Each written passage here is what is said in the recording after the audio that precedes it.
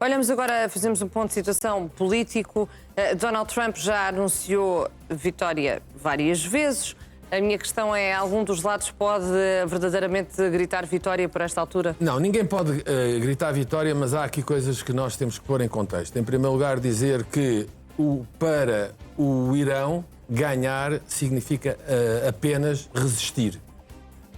E do outro lado não é exatamente isso que acontece. Há aqui uma nota que eu tenho que introduzir.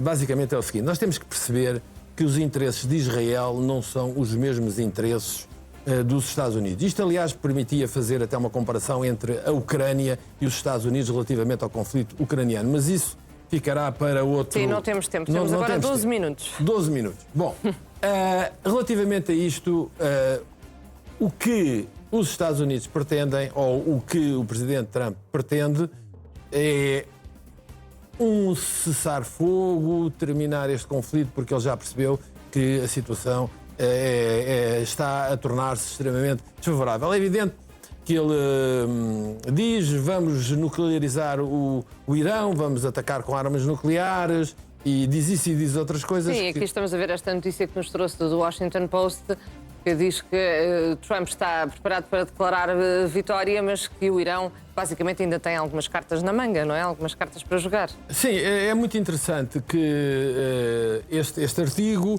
porque estamos a falar da comunicação social norte-americana, e não estamos a falar da comunicação social iraniana, esta é norte-americana, mas mesmo na Europa há muitas opiniões exatamente neste sentido, e aliás eu não sei se serão só cartas, provavelmente é mais do que isso. E sobretudo depois do que aconteceu hoje, do ataque às instalações nucleares israelitas, que Israel não teve capacidade para parar. E a Tel Aviv também, não é? Sim, exato. Aliás, utilizando o que diz o porta-voz iraniano com aquilo que começa a surgir na opinião, na imprensa de referência israelita, começa-se a constatar que não tem defesa aérea, e portanto parece que o pior ainda está para surgir. Mas, voltando aqui a esta questão, nós temos que perceber que quando os Estados Unidos se querem retirar do conflito, Israel não quer que os Estados Unidos terminem o conflito agora. E então faz a escalada. Ou seja, quando atacou o campo gasífero iraniano, foi exatamente para criar uma situação de grande dificuldade aos Estados Unidos. E parece que conseguiu. O que poderá ser depois a saída dos Estados Unidos disto será algo que tentaremos falar mais à frente. Mas o que me parece aqui importante também referir é que existe nesta altura uma situação de grande incomodidade entre os Estados Unidos e os países europeus. Esta questão da NATO, isto é um disparate completo, quer dizer, alguém lhe devia dizer que não faz nenhum sentido este tipo de afirmações, porque a NATO o tigre de papel. Sim, o tigre de papel e os cobardes, e humilhou os europeus, e depois primeiro diz que a guerra está a ganha, que nós não precisamos de nada porque nós somos os maiores, a nossa armada, as nossas forças armadas, isto... Já referiu até que nem precisava do Estreito de Hormuz. Eu ia lá chegar, ainda bem que foca essa questão, porque depois, a partir de uma determinada altura, ganhou. Mas é que nós precisamos dos europeus, até precisamos da NATO. Isto, aliás, dava também para uma discussão muito interessante, perceber porque é que ele, há uns anos atrás, disse que a NATO estava obsoleta. Ele disse que a NATO estava obsoleta porque a NATO tinha deixado de servir os objetivos, os propósitos de política externa norte-americana. E na altura isso não foi percebido. E agora coloca-se exatamente a mesma questão. Porque, então, mas a NATO não nos ajuda, não nos é benéfica, porque nós precisamos agora de tropa, e a NATO seria um instrumento impecável, mas não... Mas depois, ao mesmo tempo, também diz que sem os Estados Unidos a NATO não são nada, não é? Exatamente, é um tigre... A NATO é uma organização não, isso aí que não eu interessa. acho que é das poucas coisas em que eu estou de acordo com ele. Mas voltando só aqui a uma questão que me parece extremamente importante, é esta afirmação que é pueril, quer dizer, não se pode levar a sério, quando ele vem dizer que, bom, isso é um problema vosso, o Estreito de Hormuz, nós não temos nada a ver com isso, nós até temos petróleo, o problema é vosso. Bom, e eu então agora interrogo-me, se isso é assim, o que é que estava a fazer o quartel-general avançado do Comando Central no Catar? O que é que estava a fazer a componente aérea do Comando Central no Catar? O que é que estava a fazer a componente naval no Bahrein? A componente terrestre no Kuwait? Ou seja, porquê é que os Estados Unidos tinham um dispositivo tão grande que nesta altura está destruído? Não há nenhum único navio norte-americano no Golfo, nem nenhum navio com capacidade para se aproximar lá. E onde é que está a capacidade norte-americana para garantir segurança, proteção aos seus aliados, para garantir a circulação nos mares? Portanto, tudo isto é um nonsense que às vezes até me incomoda como é que perdemos tempo a discuti-lo, mas pelos vistos... Temos, entretanto, de avançar, temos sensivelmente 6 minutos. Aqui, com este avançar da guerra, também se vai notando as clivagens entre Benjamin Netanyahu e Donald Trump? Houve, de facto, uma clivagem. Essa questão é extremamente interessante porque houve, de facto, uma clivagem relativamente a esta questão do bombardeamento do campo gasífero. Houve, de facto.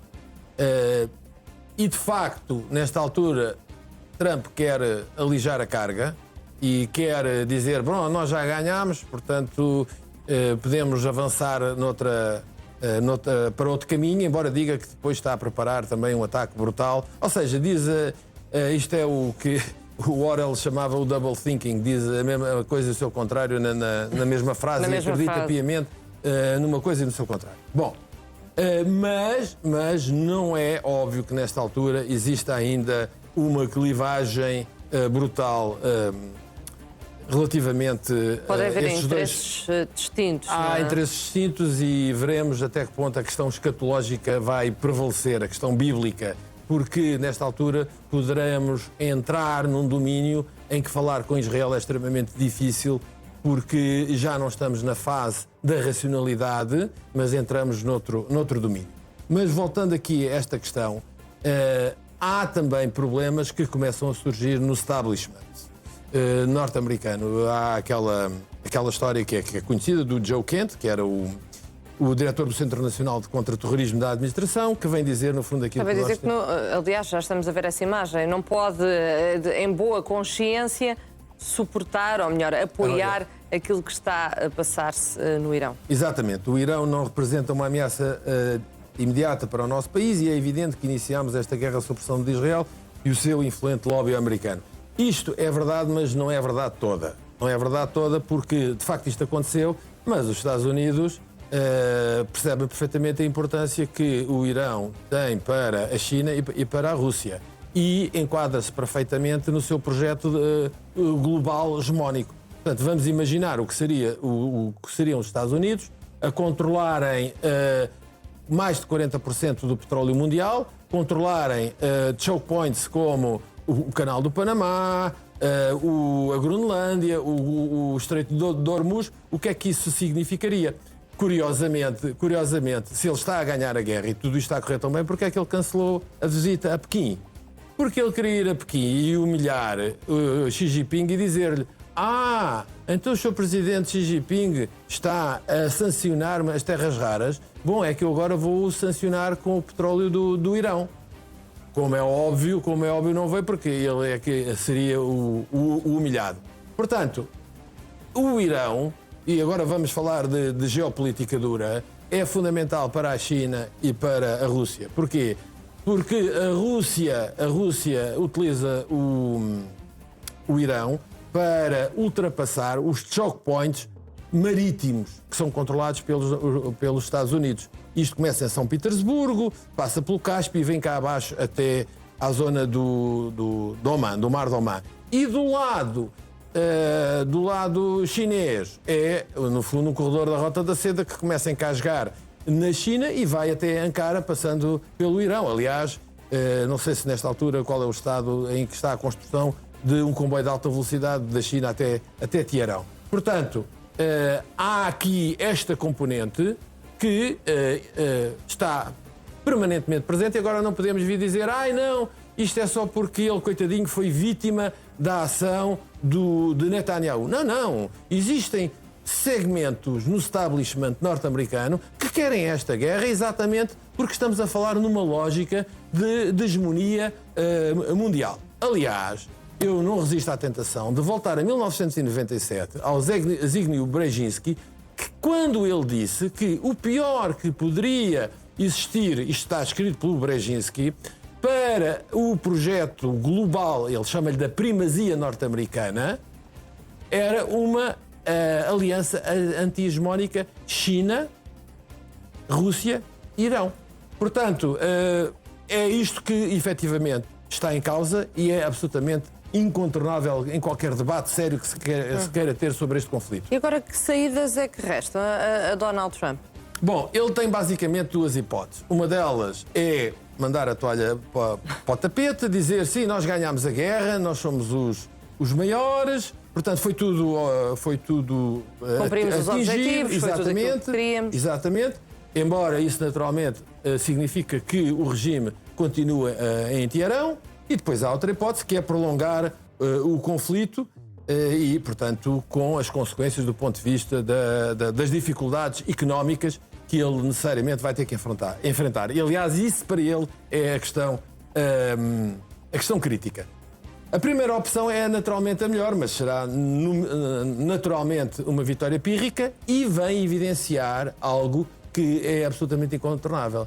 É que os Estados Unidos já não são a potência militar que eram. A partir do momento em que veem as suas bases no Golfo Pérsico serem destruídas de uma forma sistemática e prolongadamente e não têm capacidade para meter um navio no Golfo Pérsico, acho que não vale a pena estarmos, a confrontar o óbvio. E, portanto, isso é algo que, nesta altura, já que se começa a identificar, começa-se a delinear e, provavelmente, esta guerra também,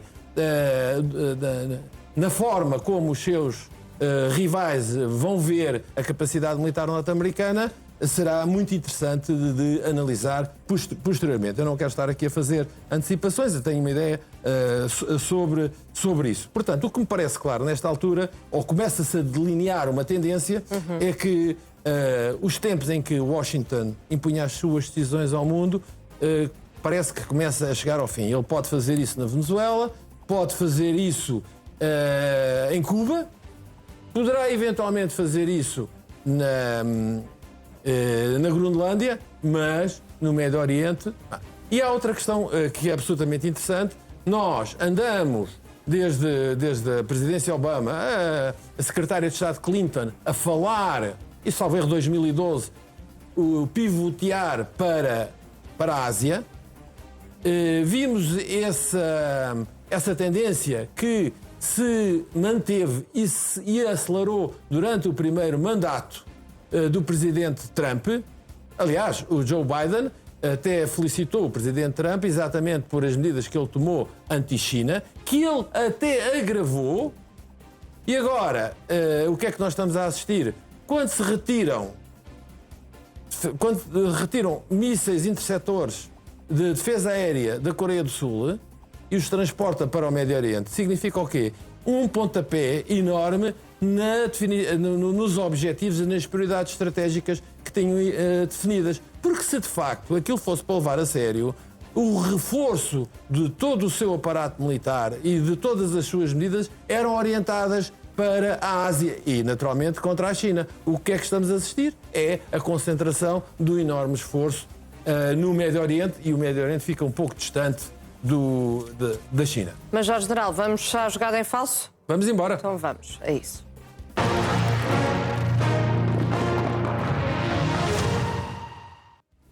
E qual é a jogada em falso desta semana? Bom, na verdade temos duas jogadas em falso. Eu percebo que estamos muito curtos de tempo e vou ser breve. Eu pedia para colocarem a primeira imagem. Bom, esta senhora que aparece aqui na imagem é uma porta-voz das Forças de Defesa de Israel, dá pelo nome de Ana Ukolova e será de origem ucraniana. Basicamente, o que está aqui em jogo é que o Israel, ou ela, em nome das autoridades israelitas, e não foi desmentida por isso, insinuou veladamente a possibilidade de assassinar a liderança da Rússia, caso fosse necessário. E para não haver, peço perdão, qualquer equívoco sobre aquilo que eu vou dizer, eu vou citar o que ela disse. E passo a citar. A eliminação de pessoas muito importantes das cúpulas de todos estes proxies, incluindo o líder supremo do Irão, Ali Khamenei, já demonstra que as nossas capacidades são bastante sérias e que ninguém tente desejar-nos o mal e que ninguém que tente desejar-nos o mal ficará de fora. Novamente, a questão é quem nos deseja o mal. Espero que Moscovo não deseje mal nenhum a Israel neste momento. Gostaria de acreditar nisso. Fim de citação. Portanto, isto, reiterando o que disse inicialmente, é uma ameaça velada por parte de Israel, porque ela não foi desmentida, aos dirigentes russos. Portanto, podem ou se portam bem e não haverá problemas, mas se não se portam bem, leia-se, não se portam em conformidade com os nossos interesses, os nossos objetivos estratégicos, pode-nos acontecer a mesma coisa que aconteceu a Ali Khamenei.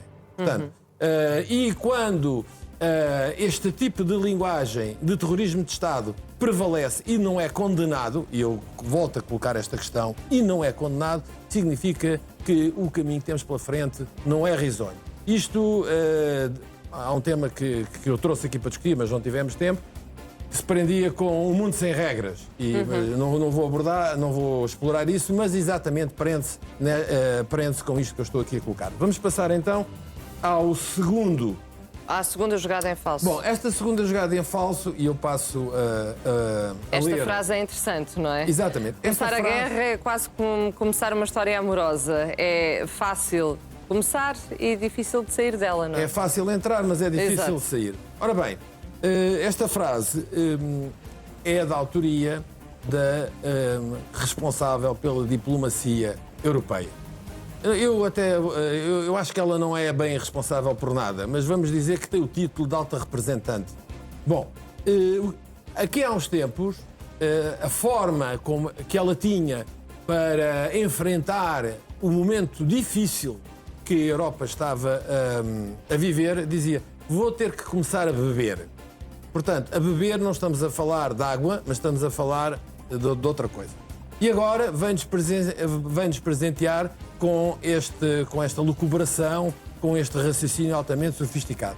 Eu diria que qualquer jovem na carreira diplomática, no primeiro posto da carreira diplomática, que fizesse uma afirmação igual a esta, seguramente que nunca chegaria nem a ministro e muito menos a embaixador. Mas ela é a responsável pela E daí diplomacia ter escolhido europeia. esta frase para a jogada em falso. Portanto, isto significa que nós estamos em boas mãos. Para concluir. Exatamente. Mas, General Carlos Branco, obrigada por mais uma presença Foi um prazer. neste